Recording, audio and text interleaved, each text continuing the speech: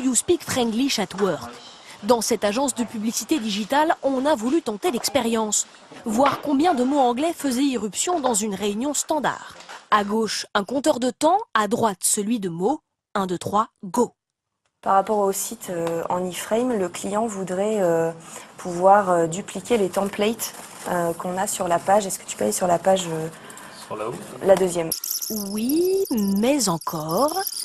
Mais il faut que ça puisse être user-friendly, tester tout ça, et sur le front et sur le back. 18 mots en 2 minutes 30. Pourtant, depuis 20 ans, la loi Toubon impose le français en entreprise. Dans les documents, contrats, consignes, not so easy, pas si facile à appliquer. Du site, Si on n'y fait pas attention, on n'en vient qu'à parler qu'anglais ou franglais.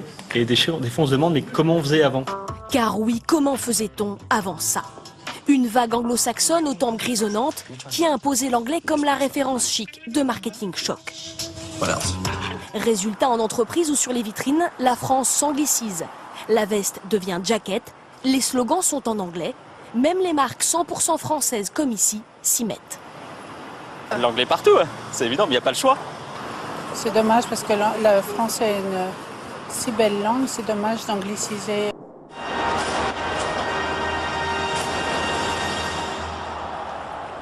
Mesdames et messieurs, saluons le drapeau olympique. C'est bien la langue de Pierre de Coubertin que les 4 milliards de téléspectateurs ont entendu en premier pour la cérémonie d'ouverture des Jeux de Pékin.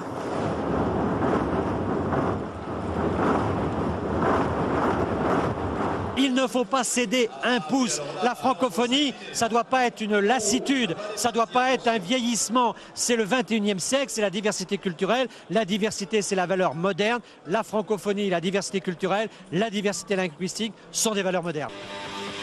L'anglais, déjà véhicule de la mondialisation, n'en restera pas là. Downing Street veut pousser encore son avantage. En janvier dernier, le Premier ministre britannique s'est adressé au monde via Internet pour littéralement offrir sa langue à tout un chacun. L'anglais est né ici, mais c'est désormais une langue mondiale. Plus d'1 milliard de personnes le parlent. Je veux aujourd'hui que la Grande-Bretagne fasse un nouveau cadeau au monde, donner à chacun les moyens de l'apprendre, quelles que soient ses ressources ou son isolement. L'anglais est une véritable déferlante.